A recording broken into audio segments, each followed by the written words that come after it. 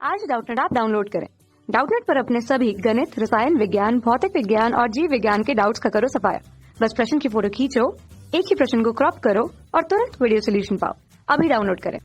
Hello friends, हमारा question है आज 1.5 मीटर लंबा एक लड़का 30 मीटर ऊंचे एक भवन से कुछ दूरी पर खड़ा है। ठीक है दोस्तों, और जब एक ऊंचे भवन की ओर जाता है तो उसकी आंख से भवन के शिखर से उन्नयन कोण 30 डिग्री से 60 डिग्री हो जाता है। तो बताइए कि भवन की ओर कितनी दूरी चलकर जाएगा। यानी क्वेश्चन क्या कहता है, पहले आप क्वेश्चन को पढ़िए कि 1.5 मीटर लंबा एक लड़का है। तो यानी मैं मान लेता हूँ कि उसकी लंबाई ये है 1.5 मीटर। 1.5 मीटर, ठीक है दोस्तों। अब इसके बाद में बोलता है कि वह कुछ 30 मीटर ऊंचे भवन एक लड़का के कुछ दूरी पर खड़ा है। मान लीजिए ये कोई 30 मीटर ऊंचा भवन है, ये भवन है, किसकी इसकी पूरी लंबाई है 30 मीटर। ठीक है दोस्तों, पहले आप डायग्राम बनाइए, फिर उसके बाद में आपको क्वेश्चन सॉल्व करना है। ठीक है दोस्तों, अब आगे क्या कहता है, ये 30 मीटर हो गया। जब भवन की ओर जाता है तो उसकी आंख से उन्नयन कोण 30 डिग्री से 60 डिग्री हो जाता है। यानी पहले ये वाली यहाँ से ये हमारी 36 दूरी है।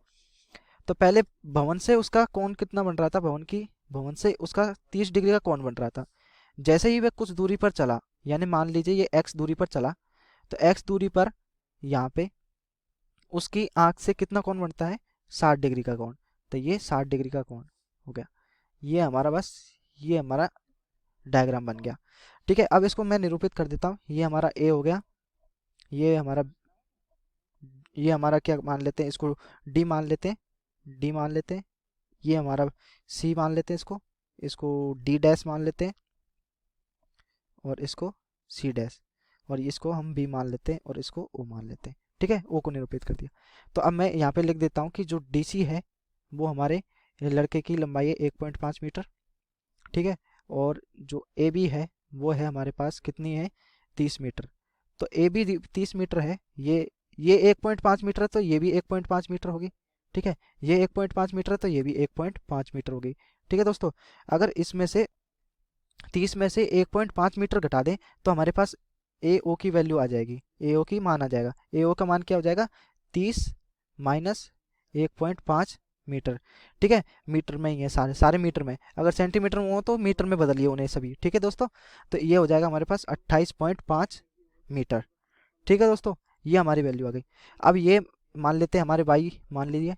ठीक है दोस्तों, अब इसके बाद में हम क्या क्या दे रखा है हमें, कि जो डी कोण दे रखा है, दो कोण दे रखे हैं, कोण डी और कोण डी डैश। कोण डी दे रखा है 30 डिग्री और कोण डी डैश दे रखा है 60 डिग्री। ठीक है दोस्तों, अब इसके बाद में हमें क्या करना है कि डी डैश और 60 डिग्री यह यहाँ तक आ गया। अब हमें याद करना है कि भवन की ओर कितनी दूरी तक चलकर जाएगा। भवन की ओर यानी हमें x का मान याद करना है, x का मान याद करना है। तो पहले हम त्रिभुज कौन सा ले लेते हैं, ये वाला बड़ा वाला एक त्रिभुज ले लेते हैं, कोई सा, ये वाला त्रिभुज ले लेते हैं। तो ये इस त्रिभुज के अनुसार क्या करें, त्रिभुज O A D dash, O D dash के अनुसार। तो अब ओ डी डैश के अनुसार तो हमारा कोण कितना है, इसके अंदर हमारा कोण डी है, डी डैश है, वो हमारा 60 डिग्री है। ठीक है दोस्तों, तो 60 डिग्री के सामने वाला क्या हो जाएगा, हमारा आधार, ये वाला आधार हो जाएगा, और ये हो जाएगा हमारे पास लंब। तो हम इसको tan 60, तो हमें tan 60 का निकाल सकते हैं। हमारे y की मान निकालना है ना पहले, तो y का मान की जरूरत पड़ेगी हमें। तो y के मान के लिए हम पहले y का मान निकाल लेते हैं। तो हो जाएगा लंब बटे आधार होता है। ठीक है दोस्तों, तो लंब कितना है हमारे पास, लंब ये तो हमारा आधार हो गया। ठीक है दोस्तों, तो ये इस सामने जो 60 डिग्री है, इसके इसके सामने वाला कोण क्या हो जाएगा। ठीक है, तो इसके सामने वाला कोण क्या हो जाएगा, यह हो गया हमारे पास लंब, ये हो गया लंब। तो लंब की लंबाई कितनी है, हमें ए ओ का पता है, ए ओ का मान कितना है, ए ओ बटे डी डैश ओ। तो ए ओ का मान कितना है हमारे पास 28.5, और डी डैश ओ का मान हमें पता नहीं है, तो हमें इसे बाई लिख दीजिए। और टेन, अब यहाँ से हम बाई का मान निकाल सकते हैं। तो tan 60 का मान कितना होता है, √3 बराबर 28.5 बटे बाई। तो यहाँ से बाई का मान निकाल सकते हैं, बाई बराबर हो जाएगा 28.5 बटे √3। इसका हम परिमेयकरण कर देते हैं, √3।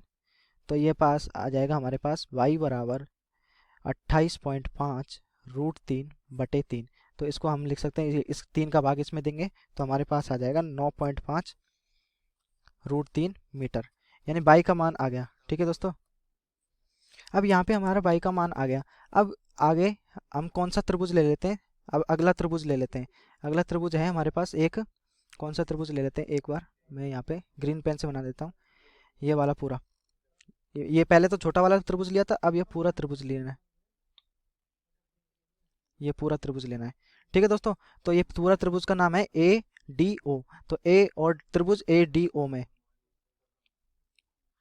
तो अब हमें क्या करना है, त्रिभुज ADO में, तो ADO में हमारा tan का मान tan 30 दे रखा है हमें, तो tan 30, तो हमें आधार की जरूरत पड़ेगी। क्यों tan ही क्यों ले रहे हैं हम यहाँ पे, tan इसलिए रहे हैं क्योंकि हमें x और y अननोन है। तो y का मान तो हमने निकाल लिया इस वाले त्रिभुज से, अब x का मान निकालना है तो ये वाला त्रिभुज लेना पड़ेगा, पूरा वाला त्रिभुज। तो जो इसकी लंबाई क्या हो जाएगी, जो इन दोनों का सम होगा, क्योंकि ये दोनों बराबर हैं, तो ये हो जाएगा हमारा पूरा x प्लस वाई, ये पूरा हो जाएगा। और ये हमारे पास है ही है, तो हमें निकालना है। ठीक है दोस्तों, तो अब हम tan को 30 रखें, तो tan 30 का हो जाएगा हमारे पास AO/OD। ठीक है, AO क्या है हमारे पास, लंब, और ये हो गया हमारे पास आधार। लंब और आधार, लंब और आधार कैसे, AO हमारे दिखा देता हूँ मैं आपको। जो AO है इसके सामने वाला कौन है, 30 डिग्री के सामने वाला कौन क्या हो जाएगा हमारे पास, लंब, और ये हो जाएगा हमारे पास आधार। ठीक है दोस्तों, तो अब इसके बाद में हम आगे सॉल्व करते हैं इसको। तो tan 30 है, tan 30 डिग्री बटे AO का मान कितना है हमारे पास, AO का मान दे रखा हमें 28.5 डिग्री, और OD का मान हमें x प्लस वाई है। ठीक है दोस्तों, हमें आपको दिखा देता हूँ x प्लस वाई कैसे, ये वाला देखिए, यहाँ पे O और D कितना है, x प्लस वाई। ठीक है दोस्तों, अब आगे हम सॉल्व करते हैं क्वेश्चन को। बस अब क्वेश्चन लगभग सा सॉल्व हो गया आपका, तो अब इसको आगे सॉल्व कीजिए। tan 30 का मान क्या होता है, 1/√3 होता है, बटे 28.5 बटे x प्लस वाई। तो इसको ऐसे कर दीजिए, x प्लस वाई बराबर हो जाएगा 28.5√3 हो जाएगा। ठीक है दोस्तों, अब इसको आगे सॉल्व कर दीजिए। y का मान हमने यहाँ से निकाला, तो इसको समीकरण 1 दे देते हैं, तो y का मान समीकरण 1 से रख देते हैं, 9.5√3 आ गया बटे 28.5√3। ठीक है दोस्तों, अब इसका आगे सॉल्व करते हैं, तो x बराबर आ जाएगा 28.5√3 माइनस 9.5√3, यानी x का मान √3 कॉमन ले लेंगे, तो 28.5 माइनस 9.5, यहाँ पे √3 आ गया। अब इसको आगे सॉल्व कर लीजिए, x का मान आ जाएगा हमारे पास 19√3, यानी x क्या है, जो लड़का है वो कितनी दूरी चलेगा, 19√3 दूरी चलेगा। ठीक है दोस्तों, 19√3 मीटर दूरी चलेगा। ठीक है दोस्तों, बस यही मेरा सवाल हमें निकालना था। थैंक यू दोस्तों। कक्षा 6 से 12वीं से लेकर नीट, IIT, JEE वो एडवांस के लेवल तक 1 करोड़ से ज्यादा छात्रों का भरोसा।